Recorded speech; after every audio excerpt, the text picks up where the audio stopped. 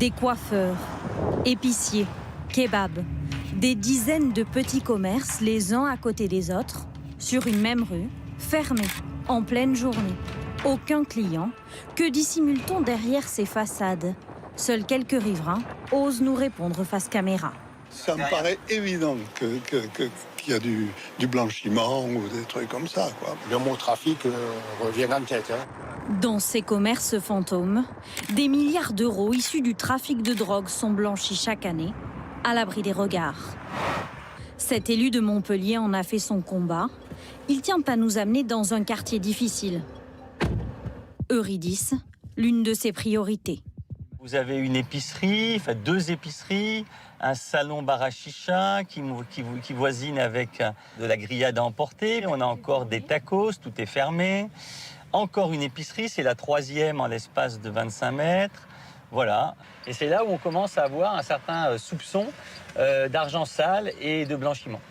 Les gérants surveillent toute la journée devant leur commerce et nous ne sommes pas les bienvenus. Voilà. Tous les soirs, c'est des voitures en double fil, des grosses cylindrées, des gens qui parlent fort. On a malheureusement eu aussi des tirs d'armes à feu, évidemment, quelques règlements de compte. Parce que dans ces commerces, transiterait l'argent de la drogue. Les trafiquants achètent légalement un salon de coiffure, par exemple. Ils déclarent une coupe de cheveux à 30 €. Mais sur ces 30 €, seuls 20 viennent du client, 10 sont issus du trafic. Ils déposent la somme totale à la banque. Ainsi, 10 € ont été blanchis. Mais alors, comment y mettre fin? La mairie ne peut pas prouver le blanchiment. Faute de mieux, elle verbalise, comme avec cette épicerie fermée, pour avoir vendu de l'alcool après 22 heures. On est obligé de faire du sort de harcèlement administratif en les fermant administrativement 1 semaine, 15 jours, 3 semaines. Et puis, ça rouvre. Ouais, donc c'est un peu le rocher de Sisyphe. C'est un peu ou le tonneau des Danaïdes. Voilà, on est en permanence en train de remettre notre ouvrage sur le métier. Les enquêtes de police peuvent prendre des années pour les faire fermer. Un phénomène qui ne se limite pas aux grandes villes. C'est justement l'objet de cette réunion convoquée en urgence à la mairie de Montpellier. Bonjour. Voilà. Surprise autour de la table, des élus de toutes petites communes subissent eux aussi ce blanchiment. Ces épiceries, ils vendent pas de la lessive ou la plaquette de beurre. On le sait, mais là aussi, on est impuissant. Ça fait 3 fois qu'ils prennent des fermetures administratives. Et l'année prochaine, il reviendra. Ils nous rigolent au nez, ils en ont rien à faire.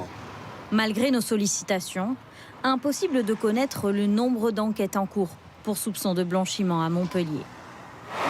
Pourtant, sur le terrain, les policiers ne baissent pas les bras. Identifier les commerces, les petites mains, remonter tout le réseau pendant des heures, des mois. Ce policier de la brigade financière traque les allées et venues sans se faire remarquer, dans une voiture banalisée. Il faut des preuves en justice et on est là pour apporter des preuves.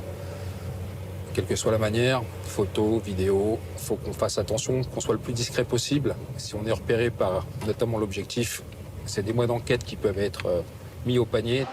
Une fois toutes ces preuves rassemblées, les blanchisseurs sont interpellés et leur butin saisi. Alors là, vous pouvez voir des photos, des exemples de ce qu'on peut être amené à trouver très souvent en perquisition dans les dossiers de blanchiment de trafic de stupéfiants. Au total, 112 millions d'euros liés au trafic de stupéfiants ont été saisis l'année dernière. Notre action vise à démanteler les réseaux les plus organisés en la matière et arriver à déjouer les empilements de sociétés qui sont mis en œuvre avec l'utilisation de fausses identités ou d'individus qui ne servent qu'à être gérants sur le papier mais qui en réalité ne dirigent pas la société. Lutter contre le blanchiment de l'argent de la drogue, c'est s'attaquer à ce qui fait le plus mal aux trafiquants, les priver de leur argent.